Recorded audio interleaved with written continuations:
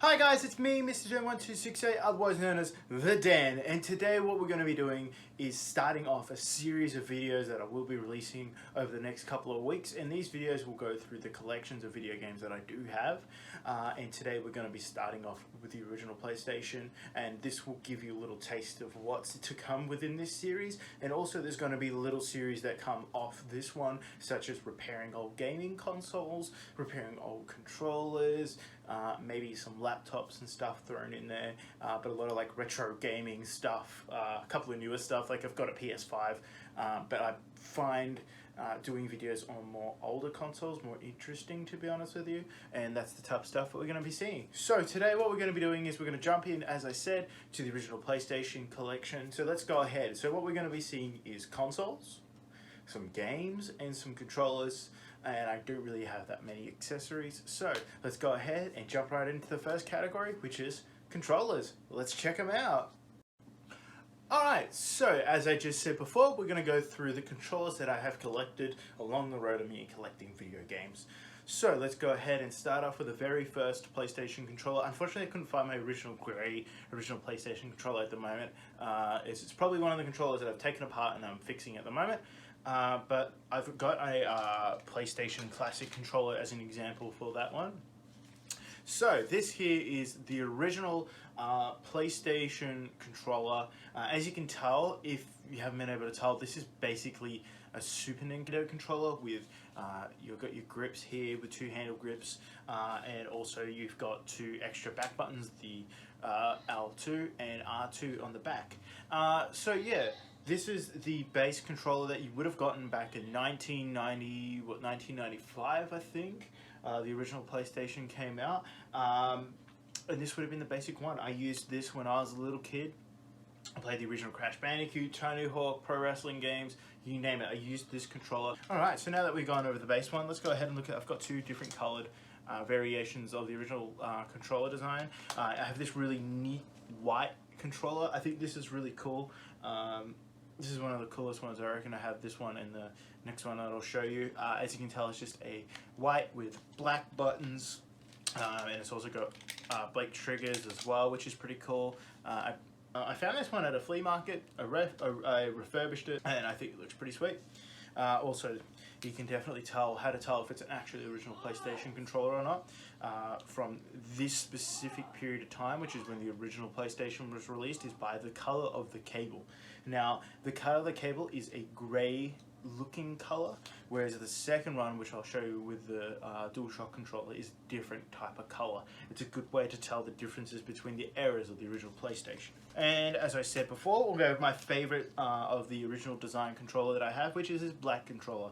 I think it looks really sweet. It's like a black with gray on it, and you can kind of see there's like little sparkles inside the paint. So now that we've gone over the original designs, let's go ahead and go over the first. This is the original DualShock controller. The way to tell is that it has rumble in the controller. First time I have rumble, but it's not the first time that it has analog sticks. That's a controller I do have to look for. But yeah, this is the very first one to have rumble in it. It's got that original PlayStation grayish, greenish color to it.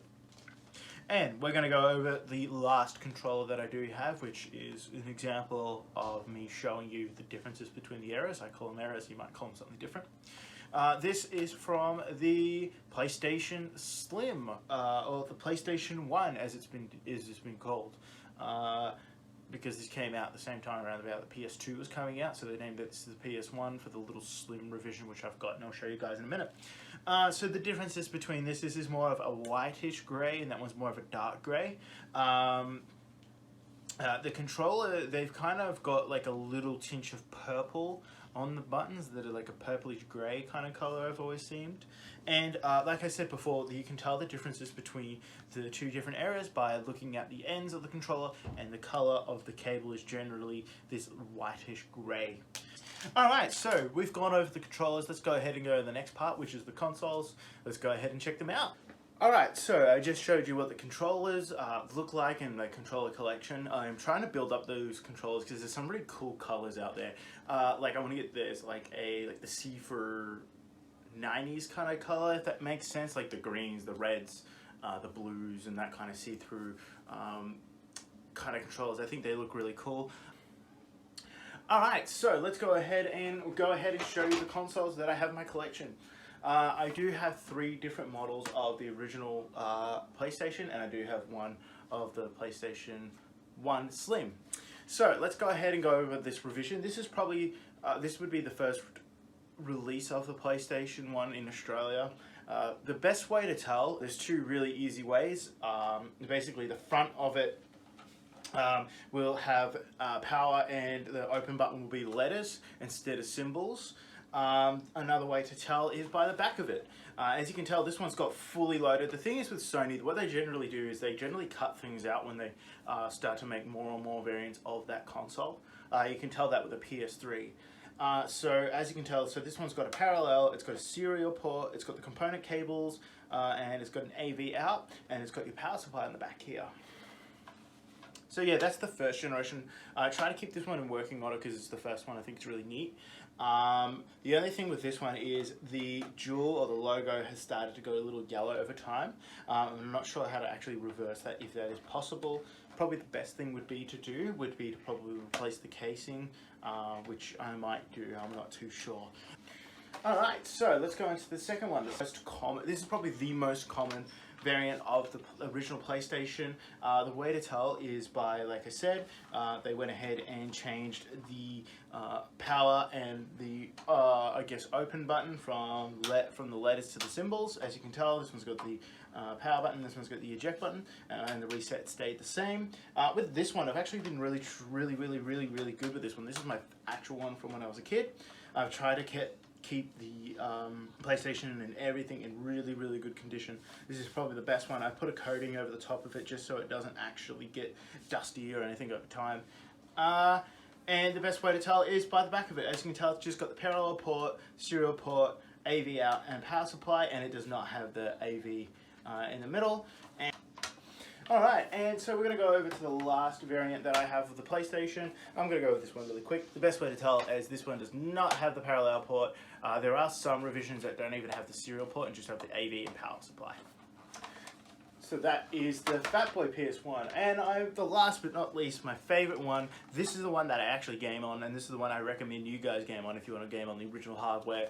I know you can play it on the PS2, but like there's some like bit of nostalgia going back and opening up and playing with the original PlayStation, which I think is pretty neat. So yeah, this is a little tiny one. I love this one to bits. It's so tiny, small, compact. However, if you're going to buy this one, I recommend you get the power supply, as it's different between these models and the PS3 models. So yeah, so that's it for the game, that's it for the consoles. So I'm going to do now is I'm going to chuck you over to, let's go ahead and check out the games. Catch you there. Alright, so you just seen my collection of consoles there. Let's go ahead and go into the games. So the first game we're going to start off with here is NBA 97. Next game I got here is Formula 1 97. I got Gran Turismo. I like the original Gran Turismos on like the PS2, PS1 era. Just like the graphics were simpler and like they're outdated now, but they're still good fun to go back and play. Next one I've got here is V-Rally Racing 97. Alright, so the next game here is probably the most Aussie game I have in my collection. That's AFL, made by EA. Who would have thought that EA used to make AFL games? Now, this game is, I believe, one of the very first 3D AFL games. Up until this point, the majority of them were either the one on the NES or they were like coach simulation games. Weren't actually like you can control your team, but you can like make your own teams and be like kind of like a coach. But yeah, this game, I mean, up until the PS2s when the games actually finally started to find their own footing and actually became playable, this game is definitely old. But it's got some cool rosters on it, and the commentary on this game is known for being absolutely fucking horrible. So the next game that I do have here is Shane Warne's Cricket 97. Like I said, I'm an Aussie, so I like my cricket and I like my footy. Next game that I got here is the GOAT, the greatest of all time, otherwise known as Monopoly the video game on the PS1. Alright, so now that we've gone over the sports game, let's go to the last sports game that I've actually got, which is Tony Hawk Pro Skater 3, extreme sports game. I love the Tony Hawk series. It got me into a lot of the music that I'm into today, from Kiss to AC/DC to Anthrax to NWO. Such great soundtrack on this game. It's hard to name a few, to be honest with you, because a lot of it's actually pretty good. Next game here that I have is I've got Final Fantasy VII. Alright, so the next couple of games here that I've got is actually one genre or the type of game or company that makes games. And it's the Disney games. The Disney games are actually good fun. They're dumb fun. A lot of them are just knockoffs of other games like I've got here, which is Lilo and Stitch. Trouble in Paradise, which is kind of like a knockoff of Crash Bandicoot, but I think it's good fun. This one I got here is Monsters Inc. Scare Island. A lot of these ones are because they're from my childhood and they're just nostalgia bait, and I think they're good fun. Next one here I have is the second favorite one on the PS1. One I can't get at the moment, which is the Buzz Lightyear Toy Story 2 game. I think that's the funnest game I've ever seen, never played. Best Disney game ever. But this is probably a close second, which is the adventure game featuring Hercules. This game is so much fun. It's so cool. It's got Danny DeVito in it. The graphics in it are great. The gameplay is fun. What more could you ask for? It's the Land Before Time, big water adventure. This game is good fun. It's a collectathon. If you ever watched the movie as a kid, this game is just an extension of that movie, and I believe it's good fun. And this is one I might live stream. It's just a collectathon, like I said. It's good fun though. Here is probably my favorite genre of video games, and that's pro wrestling games. And the first one that I have here is WCW Mayhem. The next one that we have here is WWF Attitude. The acclaimed pro wrestling games aren't that great. They're sloppy. They're not that fun. They're slow. There's little bits of character in them, but they weren't that great, to be honest with you. But that aside, the next one that I have here is probably my favorite wrestling game, one of my favorite wrestling games of all time. That's WWF SmackDown 2 Know Your Role. This game is the one that got me into professional wrestling more than I already was. This just basically dolphin dived me into it. Like, I love playing this game. You got the guys from like Mankind, Triple H, Chyna, The Rock, Stone Cold, Jeff Hardy, Matt Hardy. Like, so many good wrestlers are in this game. Like, this roster is stacked to the gills in this game. Cool game. Alright, and on to the last bit of games that I got here, which is my favorite games of all time, and that is the Crash Bandicoot series. I am missing 2. I'm trying to get them, but they're extremely expensive to get online, and I'm waiting for them to become available at like a flea market or a op shop, which is where I buy most of my games. And that is Crash Bandicoot 1.